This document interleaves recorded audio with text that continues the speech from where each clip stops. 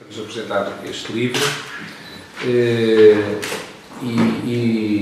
e dizer, no fundo, que este livro tem bastantes méritos. Em primeiro lugar, é de fácil leitura e, portanto, convido a quem ainda não teve a oportunidade de o ler e o fazer.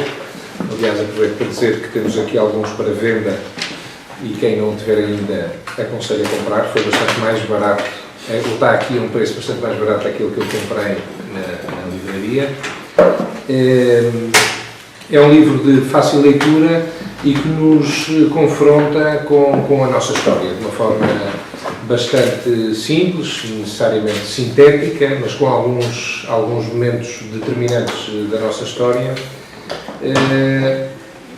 E é inevitável nós, ao lê-lo, termos presente também o tempo que estamos a viver. Aliás, o livro acaba precisamente com o presente e com uma interrogação em relação ao presente. Deixava isso depois para o debate, mas numa altura em que a crise é muitas vezes olhada sob um prisma técnico e económico, que às vezes, por ser em excesso, também nos cansa, é sempre nessa perspectiva que falamos dos desafios com que somos confrontados. Ora, a vantagem do Luciano, entre muitas outras, é que ele reúne, de facto, os saberes e a competência da economia e da história. E é interessante verificar que também na história, ao longo do tempo e também nas crises com que fomos confrontados, perceber que a economia não é exclusivamente técnica, portanto remete para uma dimensão cultural e de projeto coletivo, como isso foi muitas vezes sublinhado. Aliás, a forma como vencemos algumas crises impôs-se à economia e, portanto, acho que é um privilégio termos-te aqui, Luciano, e passava-te a palavra então para a apresentação do livro e depois a que seguirá com certeza um debate animado. Obrigado, Filipe, obrigado em primeiro lugar pelo convite, não é? Aliás, em primeiro lugar pela leitura. É bom que tenha havido um número razoável de pessoas a ler. Em segundo lugar, agradecer-te o convite, ainda bem que a leitura aparentemente suscitou a ideia de me convidares para vir aqui. Também obrigado por estas palavras simpáticas a respeito do livro. Bem, claro, o Filipe disse que o livro se lia bem. É um conceito que às vezes os escritores não gostam. Um livro que se lê bem. Um livro não se deve ler bem, deve ser difícil de ler, mas neste caso o objetivo era mesmo que se lesse bem. Está aqui a pessoa parcialmente responsável por isso, o meu editor da Dom Quixote. No fundo, o livro partiu de um pedido dele, uma encomenda para eu falar a pretexto de crises passadas ou de momentos do passado em que tivessem existido dificuldades ou certas características económicas que fossem interessantes para falar. Eu hesitei um bocado ao princípio, não estava bem à espera do pedido, mas hesitei, pensei, achei que era engraçado, mas à medida que fui trabalhando, talvez por esse cansaço que tu dizes da parte económica, que é tão omnipresente nos debates que hoje em dia há sobre a crise, eu pensei que se calhar era mais engraçado falar, enfim, a partir de ideias que eu já tinha, falar de um outro tipo de crises, que é as crises que eu dedico a maior parte do tempo neste livro, que são crises que eu designei como crises existenciais. E, portanto, comecei a organizar o livro à volta desse tipo de crise e não exatamente apenas das crises económicas, que seriam as mais óbvias, dado o contexto atual. O Duarte, eu mostrei no primeiro capítulo, um bocado eu mostrei no primeiro capítulo, um bocado para ele ver se achava que era aquilo, e ele disse que sim, tinha gostado muito. E então comecei a trabalhar à volta disso e o objetivo inicial era mesmo esse, que se lesse bem, que fosse um livro popular, mas inteligente, digamos assim. Era esse compromisso entre ser uma leitura relativamente agradável, mas também levantar problemas que fossem tidos por interessantes e vistos por perspectivas. Foi bem conseguido. Por perspectivas não muito óbvias, enfim, tentar, apesar da forma simples, tentar suscitar reflexão, pensamento, ideias. Outras pessoas já vi que resultou de alguma maneira. Ontem também tive um outro evento dedicado ao livro em que a pessoa que me convidou também teve, parece que também o livro lhe suscitou algumas reflexões e, portanto, nesse sentido é ótimo. O objetivo foi cumprido, por um lado um livro agradável de ler e, por outro lado, um livro que leva as pessoas um pouco a pensar. Acabei por organizar o livro em torno de 10 momentos. Os 10 momentos é evidente que é um bocadinho redondo, não é? Aqueles critérios editoriais, fica melhor 10 momentos do que 9 ou 7,5, não ficaria, 7,5 momentos não ficaria. Portanto, 10 momentos é redondo, mas também faz sentido, digamos. Espontaneamente eu não dividiria em 10 momentos, mas acaba por fazer sentido na organização geral do livro. E, portanto, são 10 momentos que andam à volta deste tema das crises existenciais e de como é que saímos delas. Esse é que é, portanto, é o tema que percorre o livro todo, é esse, é o de que Portugal é uma experiência nacional muito antiga, e ao longo dessa experiência nacional houve uma série de crises existenciais em que o país pareceu não ter viabilidade, pareceu não ser capaz de subsistir enquanto unidade política independente, ou enquanto comunidade política independente. Isso aconteceu diversas vezes. As crises existenciais que eu nomeio são 4. A primeira é de 1383-85, a segunda é de 1580-1640, a terceira resultante das invasões francesas, 1807,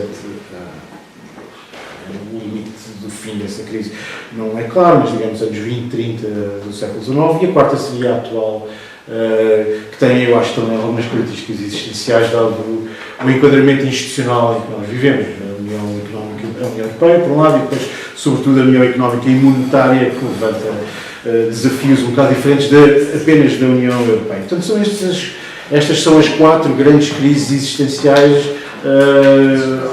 em torno das quais o livro se desenvolve.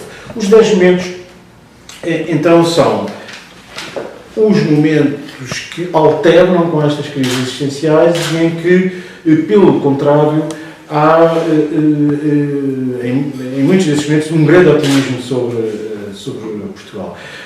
Claro que o livro também joga um bocadinho com aquela expressão da qual eu acho que também já estamos todos um pouco cansados, que é um país que vive acima das possibilidades, ou que viveu acima das possibilidades, isto ouve-se, mas anda um pouco à volta, também joga um pouco com isso, não é? A ideia de que houve momentos em que nós parece que vivemos acima das possibilidades e a queda às vezes até foi maior um pouco por esse motivo. Eu até me permito uma certa graça no princípio do livro, quer dizer, o viver acima das possibilidades hoje em dia é uma expressão muito associada com este governo, com a direita, etc. Na realidade, a primeira vez que ela foi escrita, utilizada no livro pelo Eduardo Lourenço, um distinto intelectual de esquerda, que em 1977 dizia que Portugal, não era que Portugal tinha vivido imediatamente antes acima das possibilidades, é que sempre tinha vivido acima das possibilidades. Mas, portanto, joga também um pouco com este tema. E quais são, então, os 10 momentos? Portanto, é o tal primeiro momento de fundação do país, que aparece aqui designado como o Faroeste. Porquê o Faroeste? Porque isto teve origem numa certa literatura de história económica, que agora é um pouco em voga, que identifica a Península Ibérica exatamente com isso, como uma espécie de faroeste medieval, em que é uma espécie de terra de oportunidades, o território estava semi-ocupado, a ocupação muçulmana não era muito intensa, portanto estava semi-ocupada, havia muito espaço para expandir, para colonizar, para cultivar, para introduzir gado, etc. E, portanto, há uma certa similitude, até geográfica, não é? O extremo ocidental da Europa com o faroeste americano. E há também uma similitude, digamos, nos hábitos, não é? Os hábitos bárbaros, chamemos assim, típicos do faroeste americano, que aqui também se replicavam. Mas, ao contrário daquilo que muitas vezes se pensa, de facto o momento inicial de Portugal é um momento muito otimista. Quer dizer, acha-se que Portugal, os que vêm para cá, e há muitos imigrantes ou colonos ou pessoas que vêm para cá, vêm à procura justamente da terra, das oportunidades que eram dadas por esta terra naquela altura, e esse é o momento inicial relativamente eufórico da Fundação de Portugal. Mas, passados mais ou menos 200 anos, há imediatamente a primeira crise existencial, o primeiro momento em que há dúvidas sobre se Portugal consegue sobreviver enquanto país independente, na atual crise de 1883-85. E que tem acaba por ter uma solução que não era a solução, talvez, não era a solução dinástica legal, digamos assim, ou institucionalmente correta, mas que resulta naquilo que nós podemos dizer é uma espécie de refundação, ou até alguns historiadores dizem que é a verdadeira fundação de Portugal. O António José Saraiva, por exemplo, diz que o Afonso Henriques era um rei crioulo, meio francês, meio peninsular. O Dom João I não, já era mesmo um rei peninsular, e portanto já não é um rei crioulo, já não é uma mistura de imigrante com autóctone, e portanto acaba por ser a fundação, a verdadeira fundação do país. Certamente que é uma refundação. E depois, é esse mesmo rei refundador ou fundador que inicia a grande experiência original portuguesa, que é a expansão. E portanto isso é o terceiro capítulo do livro, que tem o nome de Ceuta e Mais Além. Ceuta é o início desse episódio da expansão, do qual se comemoram este ano 600 anos, 6 séculos. Acho que dará origem também a algum debate público que seria interessante ter sobre esse episódio. E é de facto um episódio muito original, o momento mais original da história portuguesa, juntamente com Espanha também, nessa altura, em que, enfim, é escusado um bocado estar a listar a gesta heroica dos descobridores portugueses, mas toda a gente, todos sabemos o que aconteceu, mas era mais um momento de grande euforia e de prosperidade, que depois tem uma conclusão trágica, também no célebre, não menos célebre episódio de Alcácer Quibir, de 1568, que leva a uma crise dinástica com semelhanças à de 1383-85, mas que tem o resultado contrário. Em vez de ter o resultado, digamos, ilegal da primeira, mas que deu origem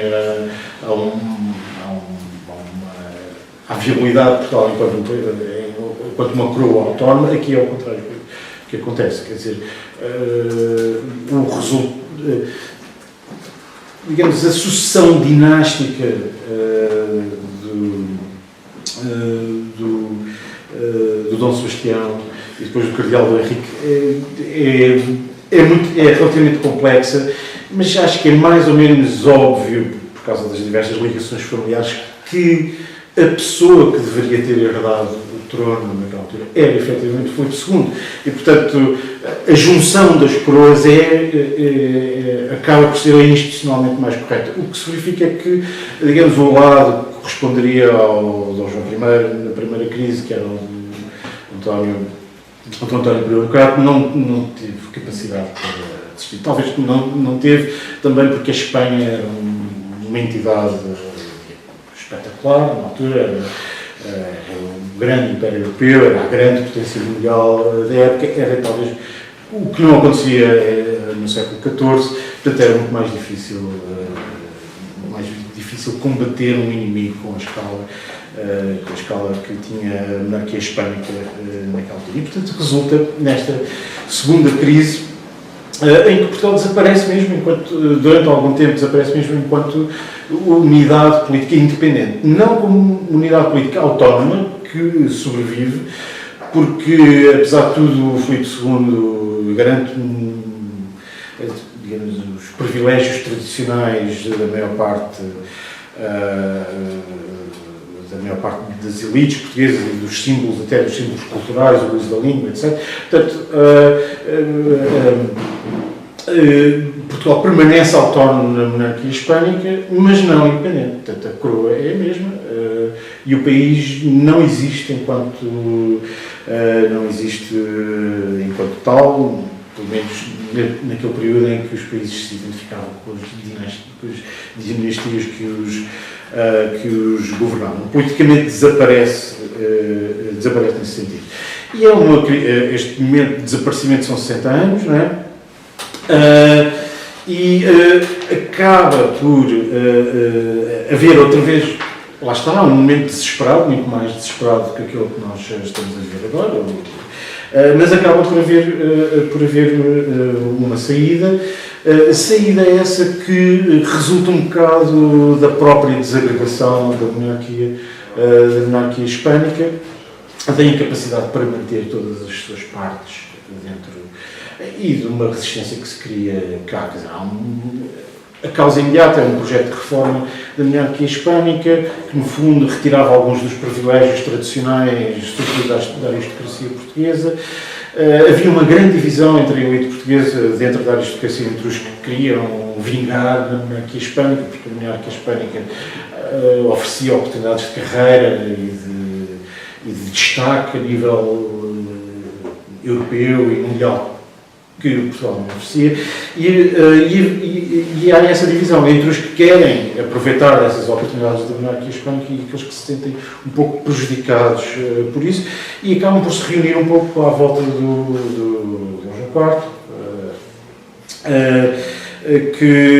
que é um pouco escolhido até de certa maneira sob ameaça, não é? Quer dizer, há uma espécie de...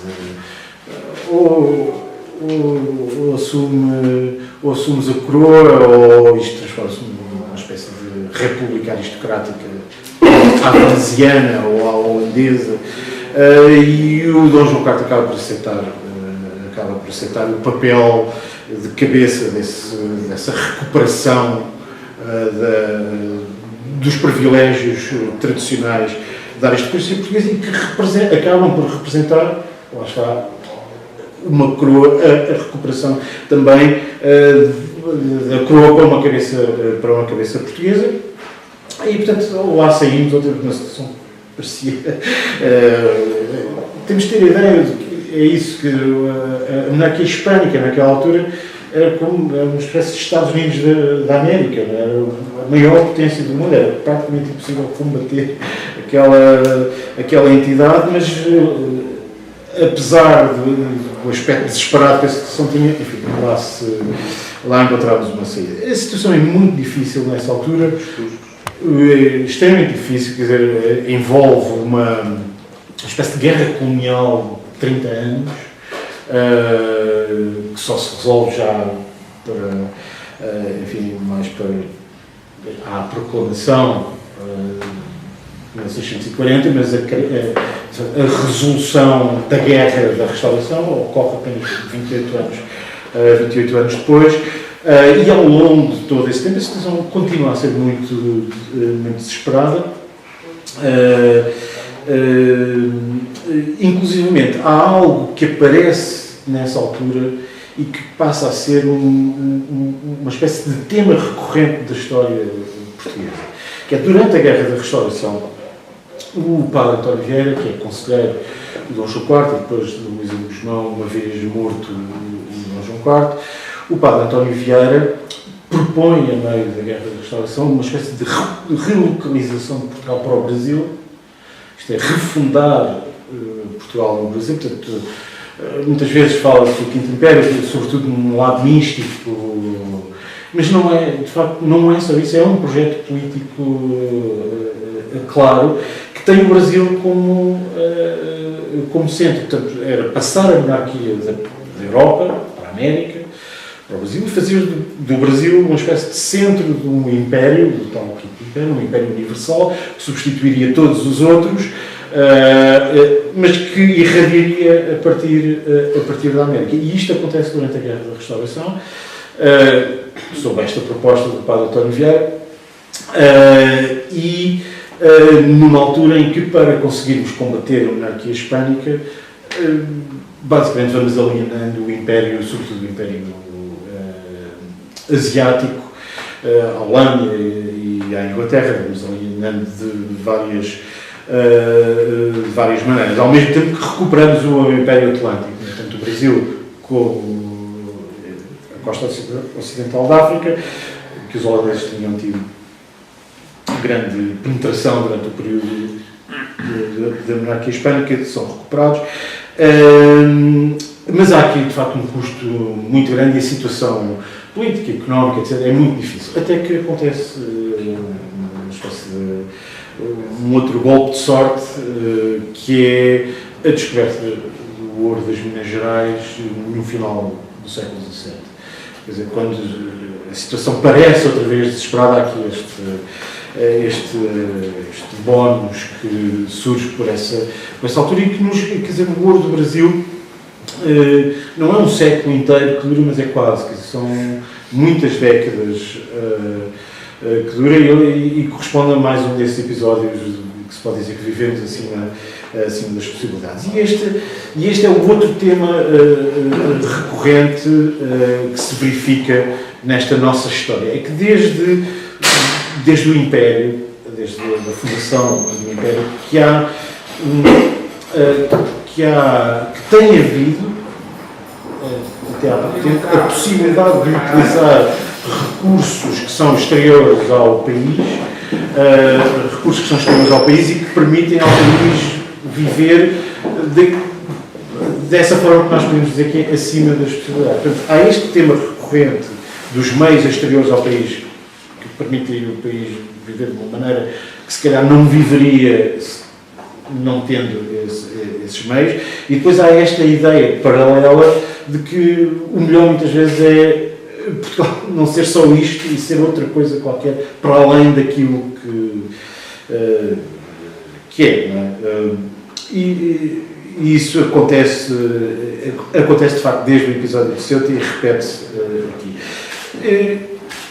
De facto, o bónus do ouro dura por algum tempo, dura por muita coisa, dá para fazer muita coisa,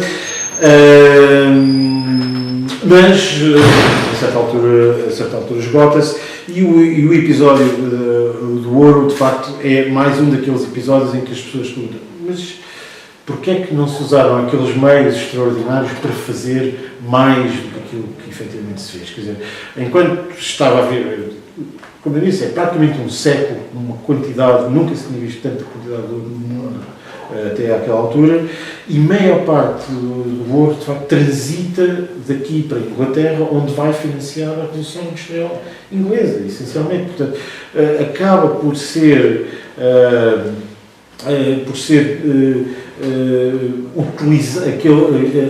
aqueles meios acabam por ser utilizados para adquirir produtos exteriores sem que tivessem servido para financiar um processo de industrialização como os ingleses fizeram na altura e que os transformou na grande potência nesses séculos. O que é que aconteceu aí? Não se sabe muito bem, mas a verdade é que acaba por ser esse um pouco o resultado desse episódio do ouro do Brasil, que resulta no final numa outra crise. Curiosamente, há um período aí no fim do ciclo do ouro e antes desta terceira crise existencial em que Portugal parece conseguir viver dentro das suas possibilidades, embora utilizando também os recursos do Brasil, já não o ouro, mas a posição estratégica, mas resulta muito também do contexto geopolítico da época, uma série de guerras, incluindo a guerra da independência dos Estados Unidos, que fazem com que Portugal, mantendo-se neutral na maior parte destes conflitos, consiga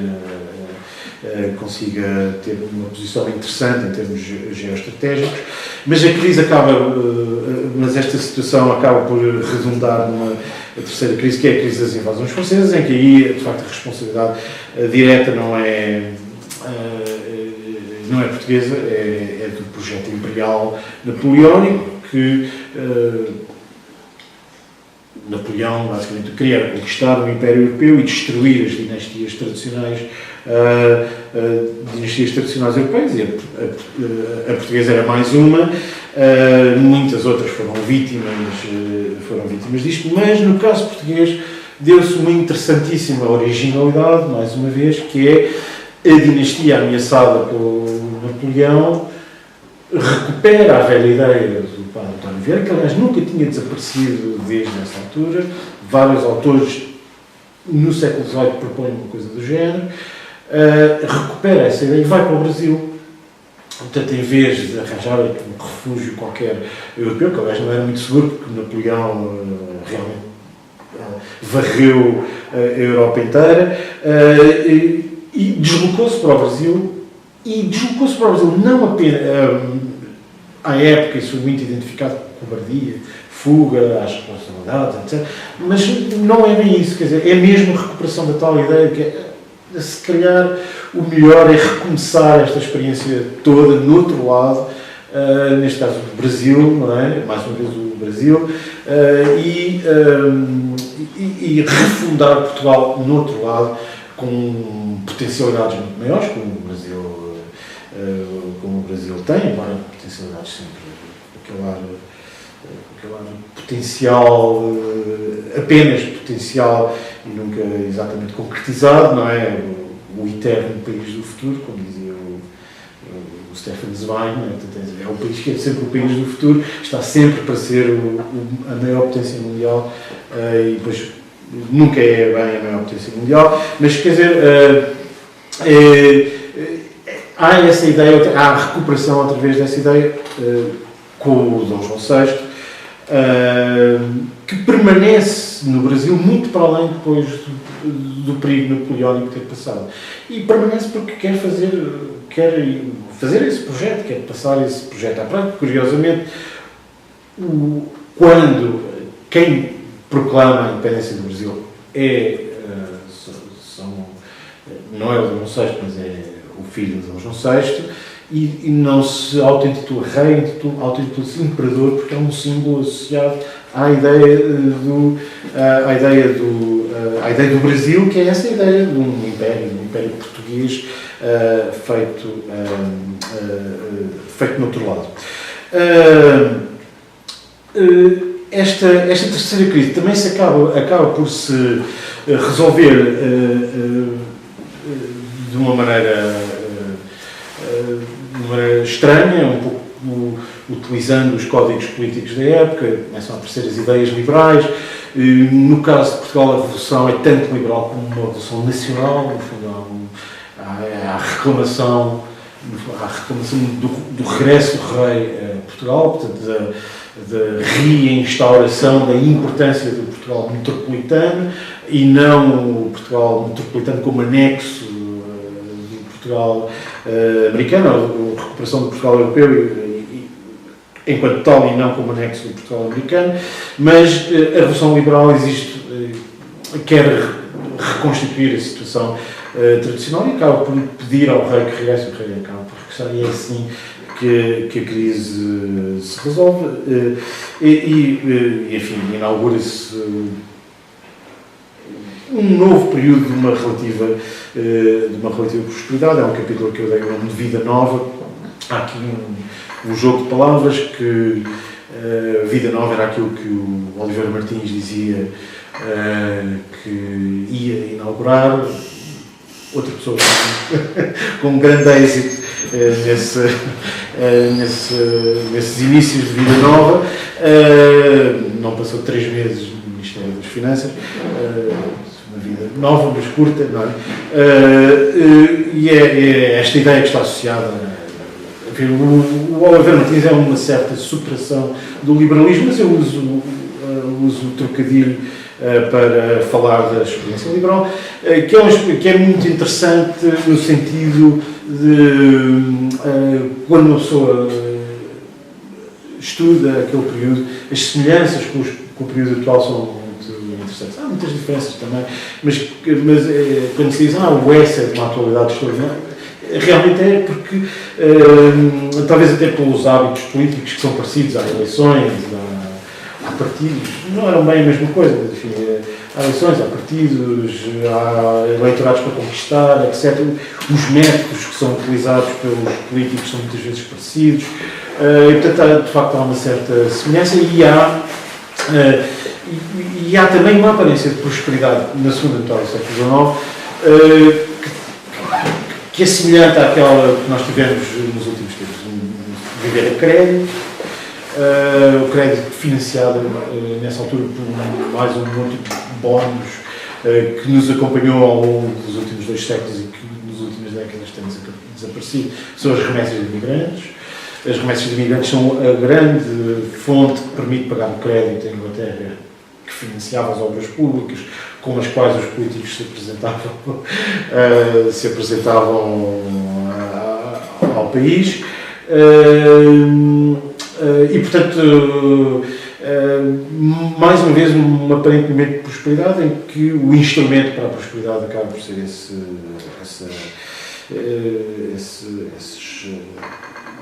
remessas de imigrantes, essas transferências que são feitas do exterior para cá e que permitem manter esse modo de vida. Daqui passa-se para uma outra fase que, enfim, isto é tudo um bocado rápido, mas quer dizer, passa para outra fase que é a Primeira República, etc. Depois o 9º capítulo chama-se O Camponês de Lisboa, enfim, é o Salazar. O Camponês de Lisboa, isto mais uma vez é um trocadilho, o homem era de origens camponesas, mas o país também já não era a mesma coisa. Portanto, não é apenas para dizer que ele era um campónio ou um camponês, mas é para dizer que o próprio país também era uma espécie de, era uma realidade muito diferente. Claro, isto também num jogo com o 4º capítulo, eu disse o nome, que é o Sultão de Lisboa, que era o Dom Manuel, que era, enfim, foi o rei que mais utilizou os recursos do Império, que se comportava um pouco como um sultão asiático. Isso, aliás, é dito, eu uso a expressão, é de um historiador económico inglês, que dizia que Portugal, na altura do Império, era uma espécie de sultanato do petróleo, em que a pimenta e as especiarias faziam às vezes o petróleo, e de facto o Dom Manuel comporta-se dessa como uma pomba asiática, e o Salazar é um pouco o contrário disso tudo, quer dizer, não só o país é muito mais pobre, como também é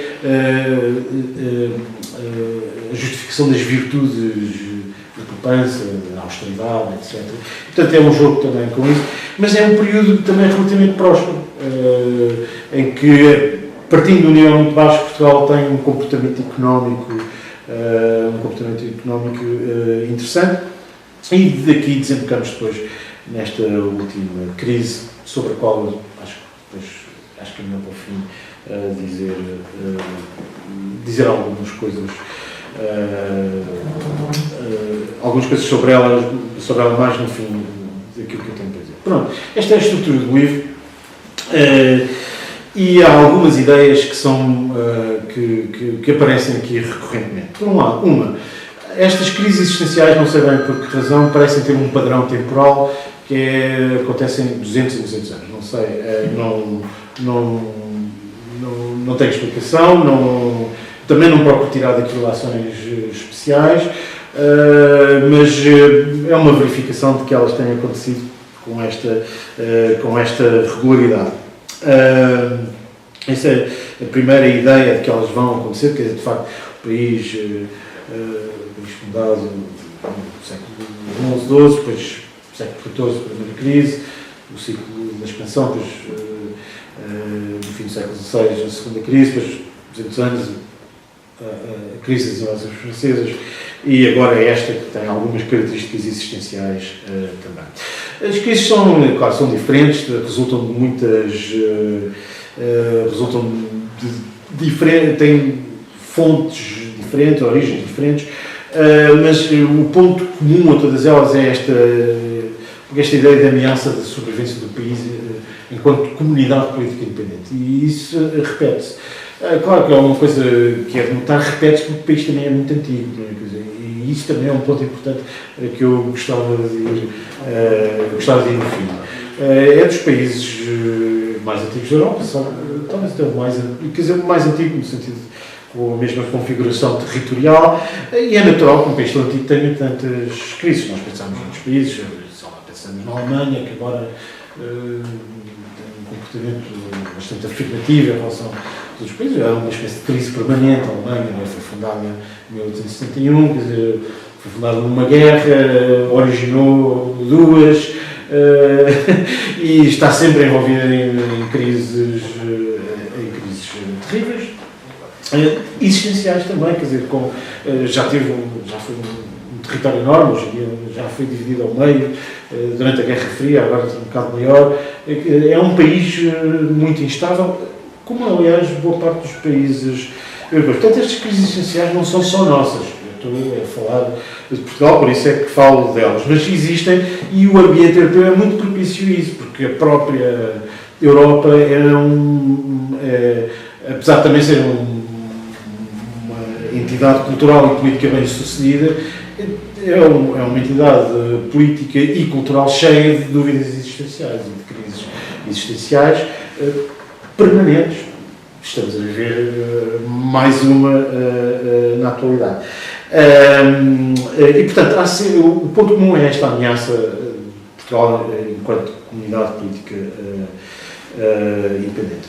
Outra ideia é a ideia dos recursos externos de que temos podido gozar, o último dos quais, como eu digo, foi as remessas de imigrantes, que nós pensámos ser capazes, algumas pessoas pensaram ser capazes de substituir com os fundos europeus, nunca foram tantos quanto se imaginou, mas serviram para financiar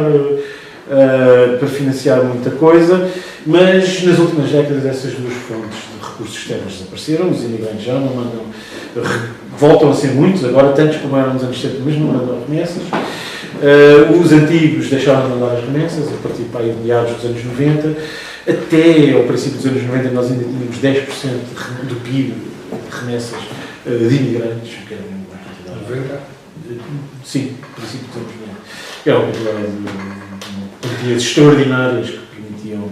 Aliás, boa parte, por exemplo, da resolução das crises dos anos 70 e 80 pelo FMI não é porque se tenha feito a austeridade muito a sério, porque na realidade fez-se, mas não muito a sério.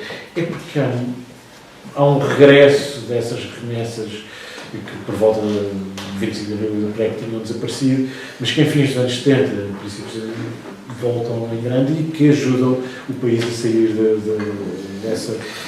dessa crise na altura. Portanto, estes recursos externos que se esgotaram, aliás, quer dizer, não sei se há pessoas de economia aqui, se não peço desculpa por este momento assim um bocado mais dentro do jargão desagradável da economia, mas quando olhamos para uma balança de pagamentos, que tem o comércio e as transferências e os investimentos, aquilo que vemos de facto é a partir do princípio dos anos 90, nós temos sempre um déficit comercial, nunca conseguimos vender tanto quanto importamos. Isto era sempre compensado por transferências, normalmente as remessas de imigrantes, ou, enfim, outra coisa que agora tem feito algum papel, o turismo, que garante à volta, digamos, as divisas, as transferências externas que são feitas via do turismo são à volta de atualmente 2-3% do PIB, que é que é interessante, e são estas coisas que compensam o déficit comercial. Aquilo que nós vemos a partir dos anos 90 é que aquilo que era sempre compensado para essas remessas de imigrantes, um déficit de 5%, ou coisa do género, de repente não tem essa cobertura e, portanto, a balança de pagamentos, portanto, o endividamento externo, que era sempre, desde o século XIX, era sempre garantido desta maneira, deixou de se poder fazer. E, portanto, foi a partir dessa altura que nós começámos com aqueles 10% de endividamento por ano, que já iam, em 2010 ou 2011, já iam nos 100 e tal por cento de endividamento externo, e boa parte disso é porque não temos esse recurso exterior. Portanto, esta ideia dos recursos externos e, junto com essa, a ideia do Portugal que não pode ser, ou que não deve ser só isto. Esta coisa aqui, e se for preciso até se dispensa isto, seja o Brasil, seja mais recentemente a substituição do Império e do Brasil pela União Europeia, dissolver Portugal enquanto comunidade política independente numa comunidade política melhor, mais viável, mais afirmativa, com maiores recursos, que seria a União Europeia. Isto também está presente e algo que está presente em todas estas crises é a divisão dos portugueses sobre isto. Quer dizer, há portugueses que acham que sim, que para o Brasil rapidamente em força, para a Europa rapidamente em força, para Madrid rapidamente em força. Portanto, a ideia de uma comunidade política maior em que nós nos devemos integrar, porque garante, é a melhor maneira de um país ser viável, é desaparecer enquanto tal. Isto, claro, também muito ligado às oportunidades que esse género de entidades oferecem. Quer dizer, eu faço um pouco esse paralelo. A monarquia hispânica oferecia carreiras internacionais um bocado ao género do que a União Europeia oferece hoje, que o país não consegue oferecer. Dom Barroso foi Primeiro-Ministro de Portugal, nunca ninguém ouviu falar dele, mas foi Presidente da Comissão Europeia e transformou-se numa das pessoas mais faladas do mundo inteiro. E isto é verdade para o topo dos cargos políticos, mas é verdade para carreiras técnicas, políticas, diplomáticas. É muito interessante em termos remuneratórios, é muito interessante em termos dos temas a que uma pessoa se dedica quando entra numa carreira europeia, e era isso que acontecia também na monarquia hispânica, e portanto há aqui a ideia de que se calhar não vale a pena que este território não vale a pena, e há também essa atração por coisas maiores que são oferecidas por esses projetos que substituiriam a comunidade política portuguesa. São estas coisas que acabam por estar presentes em vários momentos desta história, que eu pretendo contar no livro, e acabava então um pouco das considerações sobre a atualidade e as ameaças, ou a tal crise existencial que eu acho que ultrapassamos. Claro que pela qual passamos. Claro que esta crise existencial resulta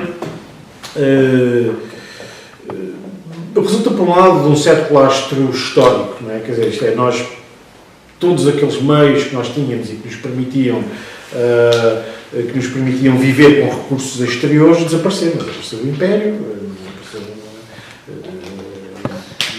agora desapareceu até as remessas de imigrantes, e portanto essas coisas, portanto, há um lastro que se foi largando ao longo da história e que vai reduzindo Portugal efetivamente cada vez mais a esta faixa de território europeu. E portanto, desaparecida essa ideia de projeção mundial, houve aqui uma substituição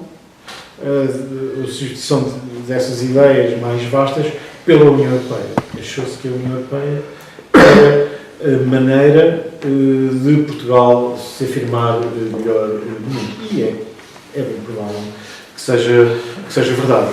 O que acontece é que o próprio projeto da União Europeia é um projeto instável, não se sabe muito bem o que é. São países juntos que decidem partilhar umas coisas, ou é um país, uma outra coisa, os Estados Unidos da Europa, uma federação, não se sabe. As discussões são muitas. É o quê? É uma coisa, é outra. E Portugal está metido nisto. E no meio disto apareceu o projeto da União Económica e Monetária, que é também ele muito instável a este nível e perigosamente instável, eu diria, porque por um lado não parece nada muito para além do entendimento entre diversos países soberanos para partilharem uma moeda. Por outro lado, exige coisas que já vão muito para além da mera soberania nacional. Claro que a União Europeia já tem muitos elementos de partilha ou de perda de soberania desde a origem, mas aqui chegamos a um outro ponto, um ponto que é muito mais elevado em termos dessa relação entre a soberania nacional e o nível europeu. Porquê? Porque uma das características das uniões monetárias é o facto de criarem desequilíbrios entre as regiões, desequilíbrios económicos e de pagamento entre as regiões que constituem essas uniões monetárias. Se nós pensarmos o escudo antigo como uma união monetária, era uma união monetária que unia do Minho, não a Timor, mas ao Algarve, não é? E havia desequilíbrios entre estas regiões, desemprego maior num lado, menor no outro, PIB a crescer num lado, PIB a crescer no outro. O que é que espontaneamente acontece numa união monetária como era o escudo? Pelo simples mecanismo das transferências orçamentais, cobra-se menos impostos aqui, mais acolá, faz-se mais despesa aqui, menos acolá. Há uma tendência para equilibrar, não sendo perfeita, mas para equilibrar o nível de rendimento entre as diversas regiões. É isso que não existe na União Económica e Monetária. Os desequilíbrios são criados, mas depois não existem os mecanismos compensatórios que permitam um certo nivelamento desses desequilíbrios.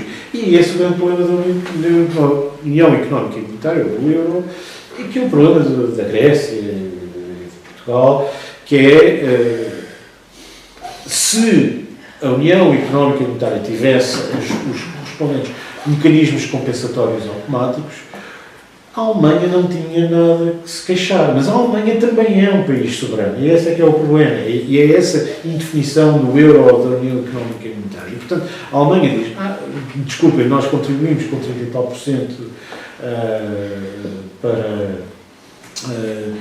para o orçamento europeu e para o fundo, como é que se chama, o fundo de estabilização do euro, logo o nosso peso é muito maior do que o da Grécia, que é de 2%, ou de Portugal, que é de 2%. Portanto, eles, sim senhor, não querem pagar, a gente também não dá, não é? E este é o problema. Se realmente o euro fosse um escudo, não havia lugar a reclamações de parte nenhuma. Espontaneamente a compensação fazia-se. Repare-se que isto não é só exclusivo da União Económica e Monetária. Basta olharmos aqui para a Espanha ao lado, qual é a origem, além das origens históricas do catalanismo, não é? A origem recente do catalanismo é dizer que não pagam, não querem pagar os preguiçosos da Andaluzia e coisas deste género, a pretexto agora também um bocado desta crise, porque eles próprios na Catalunha têm uma grave crise financeira e dizem, estamos no meio de uma grave crise financeira, não vamos pagar agora o desemprego daqueles tipos de Sevilha que andam lá a arrumar carros e não sei o quê. Bom, é um pouco a origem também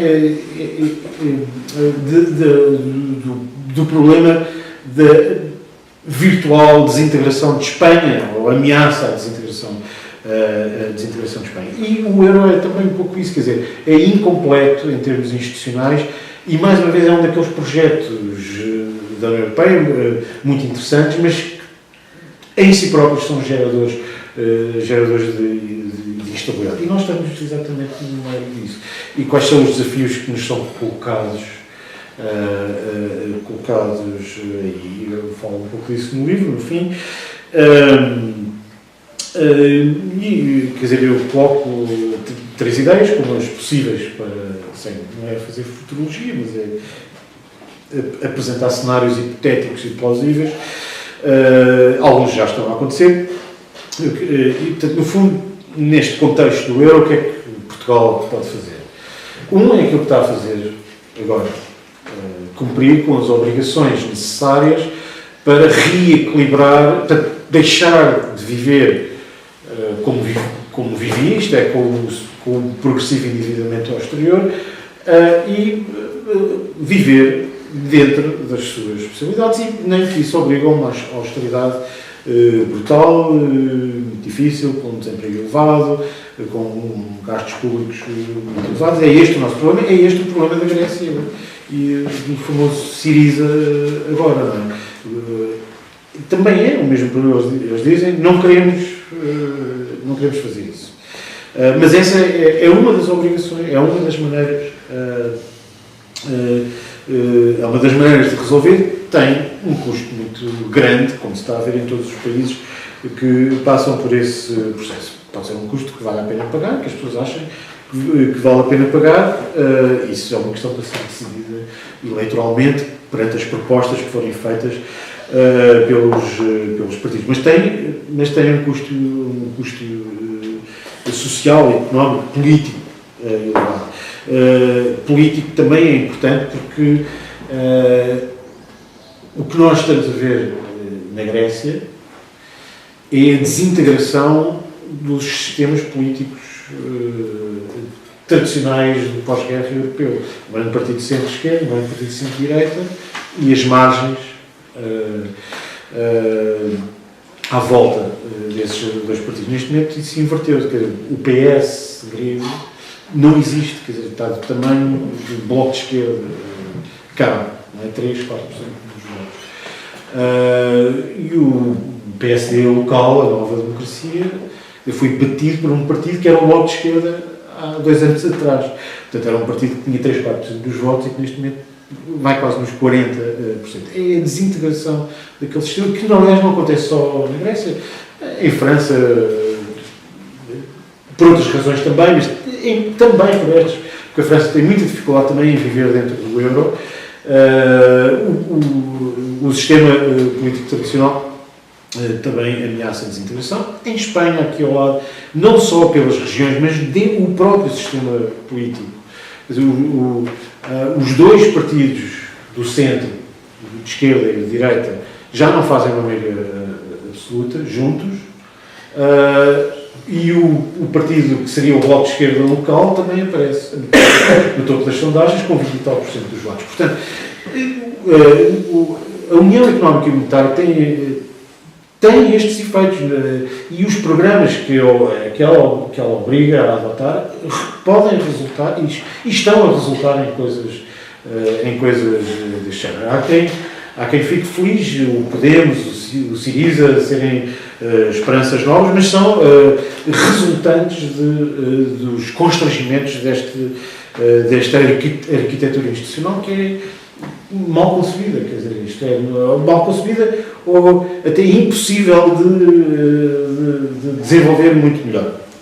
O que me leva ao segundo cenário, que é a integração orçamental e económica, para completar, para além da União Monetária, introduzir esse elemento de transferências orçamentais, fazer isso, transformar isso num mecanismo mais ou menos automático, como antigamente no escudo, ou como no franco, ou num país, pronto. Como acontece num país, como essas transferências acontecem num país que seja tido enquanto tal. Isto tem enormes consequências políticas também. Quer dizer, os orçamentos, já vi que as pessoas começam a desistir. Pode dizer, Diogo.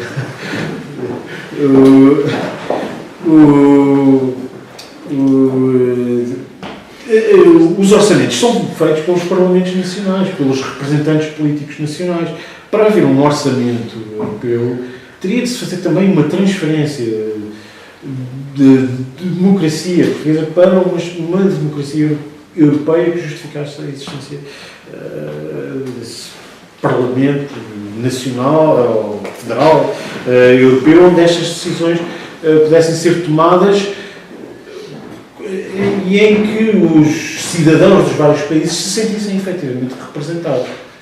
Isso não é o que acontece no Parlamento Europeu, ninguém se sente representado no Parlamento, mesmo nacional, muitas vezes, mas no europeu é que não, quer dizer, sobretudo em países com um peso como Portugal, não é? Que é um peso mínimo.